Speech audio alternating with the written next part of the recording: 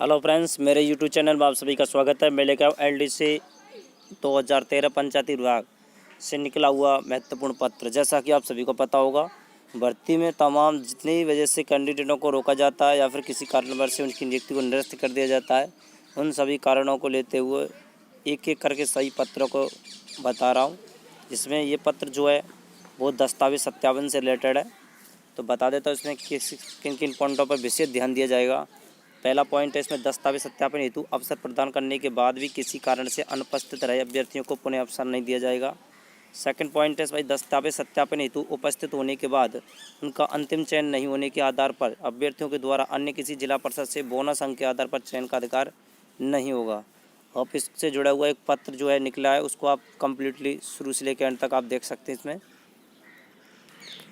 देखा होगा, इसमें राजस्थान सरकार ग्रामीण विकास पंचायती राज विभाग इसके द्वारा दिनांक दे रखा 16/9/2019 को निकला हुआ पत्र था। बहुत ही इंपॉर्टेंट था। ध्यान रखना भाई, जितने भी पत्र पहले 2019 2017 में निकल चुके हैं वो इसमें लागू होंगे। तो कन्फर्म लिखा हुआ है, ध्यान रखना भाई। आप इन पत्रों को आप ढंग से देख सकते हैं। अगर ये समझ में नहीं आता है तो कोई बात नहीं, मैं इसको बाद में पूरी तरह समझा दूंगा। आप इसको एक बार पढ़ सकते हैं। इसमें विभागीय आदेश क्रमांक दे रखा है के द्वारा समस्त जिला परिषदों को निर्देशित किया जाता है कि कनिष्ठ लिपिक सीधी भर्ती 2013 की प्रक्रिया के संबंध में यह निर्णय लिया गया कि ऐसे अभ्यर्थी जो वर्ष 2013 में दस्तावेज सत्यापन हेतु, ध्यान रखना भाई, 2013 में दस्तावेज सत्यापन हेतु समुचित अवसर प्रदान किए जाने के बाद भी बिना किसी युक्त, ध्यान रखना भाई, एक तो ऐसा होता है सरकार की तरफ से उन्हें रोक दिया जाता है, या फिर कोई वैसे ही मतलब बिना किसी कारण के पता ही नहीं हो, या फिर आपस से डेट निकल जाती है, तो इस कारण से अनुपस्थित रहे हों तो उन्हें वर्ष 2017 में पुनः प्रारंभ की गई प्रक्रिया में दस्तावेज सत्यापन का अवसर प्रदान नहीं दिया जाएगा। तो विशेष ध्यान रखना भाई कि 2022 में जो भर्ती इसके 4020 पदों पर होगी, तो आप विशेष टाइम टू टाइम ध्यान रखें, क्योंकि एक बार अवसर चले जाने पर पुनः अवसर नहीं दिया जाएगा। इसी क्रम में विभाग द्वारा क्रमांक दे रखा है, ये 6/9/2017 में पर पत्र दे रखा है। इसमें 2/4/2018 द्वारा निर्देशित किए गए थे कुछ अभ्यर्थियों के द्वारा, ध्यान रखना भाई, फिर भी कुछ नहीं माने तो कुछ अभ्यर्थियों ने जोधपुर में रिट याचिकाएं दायर की गई थी। ध्यान रखना भाई, इसको लेकर के माननीय उच्च न्यायालय जयपुर जोधपुर में रिट दायर की गई, जिन्हें माननीय उच्च न्यायालय द्वारा स्वीकार करते हुए उन्हें दस्तावेज सत्यापन का अवसर दिए। देख सकते भाई, याचिकाएं दायर की गई थी जिन्हें माननीय उच्च न्यायालय द्वारा स्वीकार करते हुए दस्तावेज सत्यापन का अवसर दिए जाने के आदेश दिए गए। माननीय उच्च न्यायालय के उक्त आदेशों के विरुद्ध विभाग के द्वारा दायर, अब देखो भाई, DVCBL स्पेशल अपील रिट इधर राजस्थान राज्य में अन्य वनिता बबीता चौधरी के अंतर्गत याचिका दायर की। माननीय उच्च न्यायालय जोधपुर ने पारित निर्णांक दिनांक 12/3/2018 में याचिका खारिज कर दी और ये निर्देशित दिए गए थे। ध्यान रखना भाई, उच्च न्यायालय की तरफ से मतलब क्या, कैंडिडेटों के पक्ष में कह दिया कि इनको अवसर दिया जाए, लेकिन उसके बाद क्या हुआ, रिट संख्या ये दिखा दे रहा होगा, इसको लगाने के बाद क्या कहा गया था इसमें आप देख सकते हैं कम्प्लीटली। उक्त प्रकरण विभागीय स्टैंडिंग कमेटी की बैठक जो 24/5/2018 को रखा जाने पर कमेटी द्वारा माननीय उच्च न्यायालय के निर्णय की पालना का निर्णय लिया गया।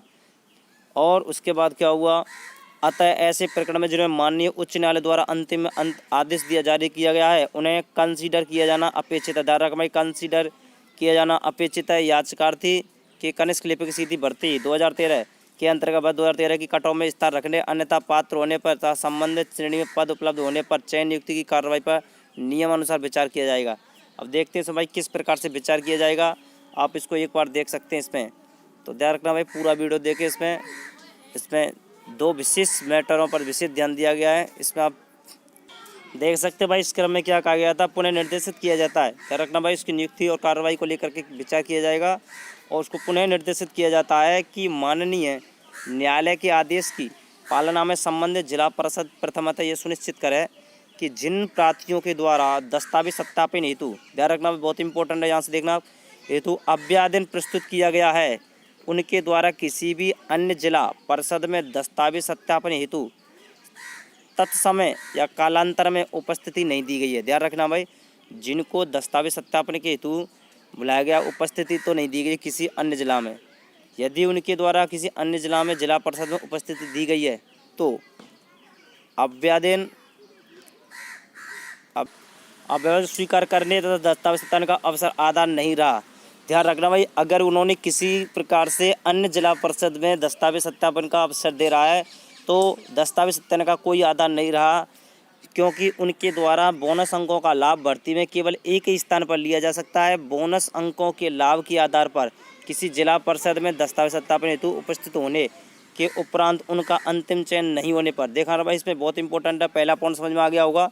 या किसी भी आधार से दस्तावेज सत्यापन में अनुपस्थित रहता है तो उसे अन्य जिला परिषद में बोनस अंक देने के आधार पर उसका चयन नहीं किया जाएगा, अर्थात उस पर विचार नहीं किया जाएगा। पहला पॉइंट था। दूसरा इसमें दिया रखा भाई कि केवल और केवल कैंडिडेट एक ही जिला परिषद में एक ही बार बस बोनस अंक का लाभ ले सकता है, यानी अन्य प्रकार से किसी भी जिला परिषद में दूसरी जगह उपस्थित हुआ है तो उसे किसी प्रकार का लाभ नहीं दिया जाएगा। तो इन्होंने कहा उनके द्वारा बोनस अंकों का भर्ती में केवल एक ही स्थान पर दिया जाता है। बोनस अंकों के लाभ के आधार पर जिला परिषद में दस्तावेज हेतु उपस्थित होने के उपरांत उनका अंतिम चयन नहीं होने पर अभ्यर्थी द्वारा अन्य किसी जिला परिषद में बोनस अंक के आधार पर चयन का अधिकार नहीं किया जा सकता।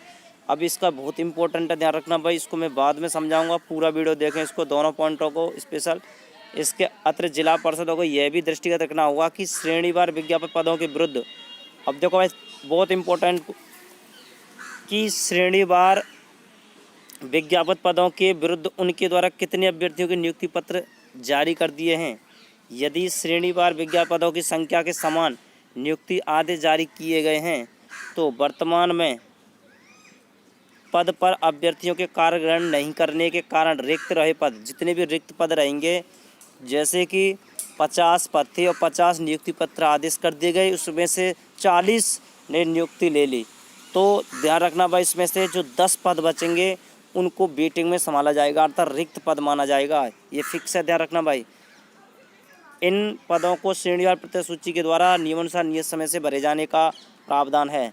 ये बहुत इंपॉर्टेंट था भाई, ध्यान रखना भाई, इसको आप एक बार और ढंग से पढ़ सकते हैं। साथ ही जिन प्रावधानों के पूर्व में आदेश जारी किए गए उन्हीं प्रावधानों के अंतर्गत, ध्यान रखना, जो भी प्रावधान किया गया 2017 का 19 का, उन्हीं के आधार पर अभ्यर्थियों के संबंध दस्तावेज सत्यापन के आधार पर किया जाना होगा, अर्थात समस्त नियुक्तियां एक ही प्रावधान लागू रहेंगे। जिला परिषदों के पास लंबित आवेदनों को उपयोगिता परीक्षण करते हुए दिनांक दिखा होगा तक निस्तारण कर दिए जाए, यह जिला परिषद द्वारा मार्गदर्शन चाहे जाने के संबंध जारी कर रहे हैं। यह निर्देश जिला परिषद द्वारा मार्गदर्शन चाहे जाने के संबंध में जारी किए जा रहे हैं, ध्यान रखना भाई। अब बता देता हूँ इसमें महत्वपूर्ण बात क्या थी कि ऐसे अभ्यर्थी जो 2013 में दस्तावेज सत्यापन को समय पत्र प्रदान किया गया था और बाद में बिना किसी युक्ति कारण से अनुपस्थित रहा हो तो उन्हें किसी भी दस्तावेज का अवसर नहीं दिया जाएगा। पहली बात तो यह भाई, फर्स्ट बात ध्यान रखना इसका कि आप विशेष ध्यान रखें कि भाई तब तक भर्ती कंप्लीट नहीं होती जब तक आप अपना तत्पर रहें, तैयार रहें। और जिन कैंडिडेटों का पता है कि नंबर आ सकता है, वैसे ही बता चुका हूँ, 80 क्रॉस जिसका 12th में परसेंटेज है उसका पूरा चांस है, और ST SC में 70% से ऊपर वाले का इस चरण में, तो सेकंड चरण में पूरा चांस है। तो वो विशेष तौर पर इस भर्ती के बारे में नॉलेज रखे और हमारे यूट्यूब चैनल से जुड़ा भी रहे। और इसके अलावा पहला पॉइंट तो ये हो गया, क्योंकि एक बार अनुपस्थित होने के बाद पुनः उसको मौका नहीं दिया जाएगा, पहली बात तो ये हुआ। उसके बाद नेक्स्ट भाई, चाहे ये याचिका दायर की जाए, चाहे रिट लगाया जाए, चाहे कुछ भी किया जाए, तो विशेष ध्यान रखना। सेकंड पॉइंट बता देता हूँ। हाँ, सेकंड पॉइंट्स पूरा वीडियो पूरी तरह से समझें और इसको आगे नहीं निकालें, क्योंकि इसमें कुछ महत्वपूर्ण बातें बताने जा रहा हूँ मैं, इसका पूरा वीडियो विशेष तौर पर देखें इसमें। कि दूसरा है भाई इसमें कि बोनस अंकों का लाभ केवल एक ही स्थान पर लिया जा सकता है। बोनस अंकों के लाभ के आधार पर जिला परिषद के दस्तावेज सत्यापन रख रहे उपस्थित होने पर, किसी एक जिला परिषद में उपस्थित होने पर उसका अंतिम चयन नहीं होने के आधार पर उसे अन्य जिला परिषद में बोनस अंकों का फ़ायदा ना दे करके, मतलब बोनस अंकों के आधार पर चयन का अधिकार उसको नहीं प्राप्त होगा। तो विशेष ध्यान रखना भाई, आप एक ही जिला परिषद में उसका लाभ ले सकते हैं। और ये भी बात है इसमें, उसका चयन नहीं हुआ, अंतिम चयन नहीं हो पाया है और वो सोचता है कि सर मैं दूसरे जिला परिषद में जाके अब चयन प्रक्रिया ले लूँ, तो इस प्रकार से वह दूसरे में बोनस अंकों का लाभ नहीं ले पाएगा, ध्यान रखना भाई।